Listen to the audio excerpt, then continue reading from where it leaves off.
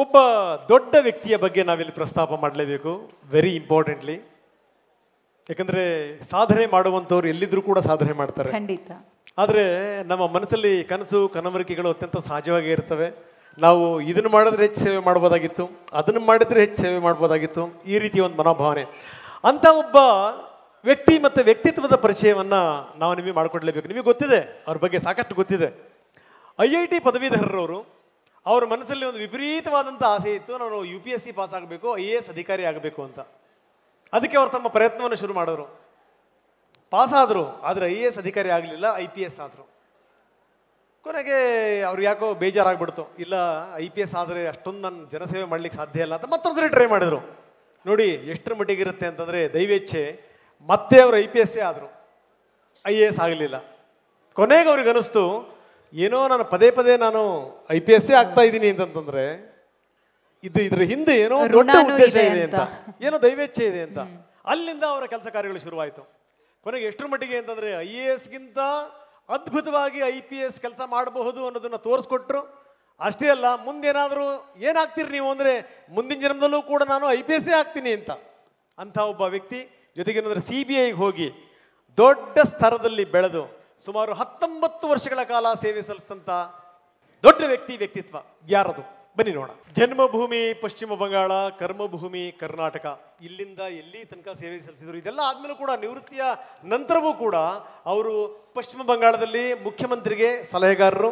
ಹೀಗಾಗಿ ಅವರು ಕಾರಣಾಂತರಗಳಿಂದ ಬಂದಿಲ್ಲ. ಅವರ ಪತ್ನಿ ಬಂದಿದ್ದಾರೆ, ಅವರ ಪತ್ನಿಯವ್ರನ್ನ ನಾನು ಸ್ವಾಗತ ಮಾಡ್ತಾ ಇದ್ದೀನಿ. ಸುಮಿತಾ ದತ್ತಾ ಅವರು ದಯವಿಟ್ಟು ವೇದಿಕೆ ಮೇಲೆ ಬರಬೇಕು. ಜೊತೆಗೆ ನಾನು ಆಗಲೇ ಒಂದು ಮಾತನ್ನು ಹೇಳಿದೆ, ಕೃಷಿಯಲ್ಲಿ ಖುಷಿ ಕಾಣುವಂಥ ಅದ್ಭುತವಾದಂಥ ಕಲಾವಿದ ಕಿಶೋರ್, ದಯವಿಟ್ಟು ವೇದಿಕೆ ಮೇಲೆ ಬನ್ನಿ. ಖಾಕಿ ಧರಿಸಿ ನಿಂತರೆ ನಿಮ್ಮ ಸೇವಕ, ಲಾಠಿ ಹಿಡಿದು ನಿಂತರೆ ಊರ ಸೈನಿಕ. ಖಾಕಿ ಧರಿಸಿ ನಿಂತರೆ ನಿಮ್ಮ ಸೇವಕ, ಲಾಠಿ ಹಿಡಿದು ನಿಂತರೆ ಊರ ಸೈನಿಕ. ಜಾತಿ ಮತಭೇದ ಮರೆತು ಎಲ್ಲ ಜನರ ಜೊತೆಗೆ ಬೆರೆತು ಶಿಸ್ತಿನಿಂದ ಗಸ್ತು ತಿರುಗೋ ಕಾಯಕ. ಅಲ್ಲಿಂದಲೇ ಅವರು ಒಂದು ಸಂದೇಶವನ್ನು ಕೂಡ ಕಳಿಸಿದ್ದಾರೆ, ನಾವು ನಿಮಗೆ ನಂತರ ತೋರಿಸ್ತೀವಿ. ಮೊದಲು ಈಗ ಸನ್ಮಾನ. ಸರ್, ಜೀವಮಾನದ ಪುರಸ್ಕಾರ. ಧರಿಸಿ ನಿಂತರೆ ನಿಮ್ಮ ಸೇವಕ, ಲಾಠಿ ಹಿಡಿದು ನಿಂತರೆ ಊರ ಸೈನಿಕ. ಖಾಕಿ ಧರಿಸಿ ನಿಂತರೆ ನಿಮ್ಮ ಸೇವಕ, ಲಾಠಿ ಹಿಡಿದು ನಿಂತರೆ ಊರ ಸೈನಿಕ.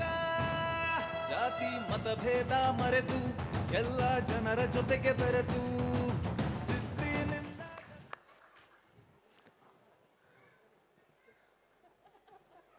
ಎಸ್, ನಮಗೊಂದು ವಿಡಿಯೋ ಸಂದೇಶವನ್ನ ಕಳಿಸಿದ್ದಾರೆ. ಸರ್ ಬನ್ನಿ, ಏನು ಹೇಳ್ತಾರೆ ನೋಡೋಣ. ಸರ್ ಸ್ವಲ್ಪ ಸೈಡಿಗೆ ಬರೋಣ ಸರ್. ಆದರಣೀಯರೇ, ಇವತ್ತು ಈ ವಿಶೇಷ ಕಾರ್ಯಕ್ರಮಕ್ಕೆ ನನಗೆ ಪರ್ಸನಲ್ ಆಗಿ ಇಲ್ಲಿಗೆ ಬರಲಿಕ್ಕೆ ಸಾಧ್ಯವಾಗಲಿಲ್ಲ. ಅದಕ್ಕೆ ನನಗೆ ಬಹಳ ಖೇದಿದೆ. ನಾನು ಸದ್ಯಕ್ಕೆ ಕಲ್ಕತ್ತಾದಲ್ಲಿ ವೆಸ್ಟ್ ಬೆಂಗಾಲ್ CM2 ಅಡ್ವೈಸರ್ ಆಗಿ ಸೇವೆ ಸಲ್ಲಿಸ್ತಾ ಇದ್ದೀನಿ. ಅದಕ್ಕೆ ಕಲ್ಕತ್ತಾದಲ್ಲಿ ಇದ್ದೀನಿ.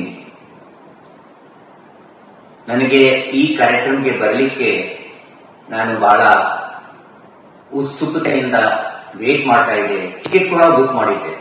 ಆದರೆ ನಿನ್ನೆ CM ಅವರು ನನಗೆ ಕಲ್ಕತ್ತಾದಲ್ಲಿ ಇರಲಿಕ್ಕೆ ಇನ್ಸ್ಟ್ರಕ್ಷನ್ ಕೊಟ್ಟಿದ್ದಕ್ಕೆ ನನಗೆ ಇವತ್ತು ಬರಲಿಕ್ಕೆ ಆಗಲಿಲ್ಲ. ಇವತ್ತು TV9 ಅವರು ನನಗೆ ಲೈಫ್ ಟೈಮ್ ಅಚೀವ್ಮೆಂಟ್ ಅವಾರ್ಡ್ ಸಲ್ಲಿಸ್ತಾ ಇದ್ದಾರೆ. ಅದಕ್ಕೆ TV9 ಮತ್ತು ಸೆಲೆಕ್ಷನ್ ಕಮಿಟಿದು ಎಲ್ಲ ಸದಸ್ಯರಿಗೆ ನಾನು ತುಂಬಾ ಹೃದಯದ ಧನ್ಯವಾದ ಸಲ್ಲಿಸಿ. ಎಸ್, ದಯವಿಟ್ಟು ಎಲ್ಲರೂ ಒಂದ್ಸರಿ ಎದ್ದು ನಿಂತು ಇವ್ರಿಗೊಂದು ಚಪ್ಪಾಳೆ ಮುಖಾಂತರ ಅವ್ರಿಗೊಂದು ಗೌರವವನ್ನ ಸಲ್ಲಿಸಬೇಕು. Madam please come. ನಿಮ್ಮ ಸೇವಕ, ಲಾಠಿ ಹಿಡಿದು ನಿಂತರೆ ಊರ ಸೈನಿಕ. ಖಾಕಿ ಧರಿಸಿ ನಿಂತರೆ ನಿಮ್ಮ ಸೇವಕ, ಲಾಠಿ ಹಿಡಿದು. ಎಸ್, ದತ್ತಾ ಸರ್ ಅವರ ಸಾಧನೆ ಜೊತೆಗೆ ಈ ಅವಾರ್ಡ್ ಬಗ್ಗೆ ಮೇಡಮ್ ಎರಡು ಮಾತು. ಎಲ್ಲರಿಗೂ ನಮಸ್ಕಾರ. I'm really touched by this, honor which has been given to Rupak. And he was really, really looking forward to coming here. But you know how it is in police, and especially in a state like West Bengal, So he suddenly got stuck. But though he's there, he's here in spirit with us, even if he's not here. And I want to congratulate all the award winners who have won here today. And a big, thank you to everybody, including, I also feel safe, when Bangalore police is around. And kudos to all of you. And of course, it starts from the leadership. So my kudos to Salim as well as Simant and Alok Kumar and Chandrasekhar and everybody else here. So all the best and keep up the good work. All the best. Yes.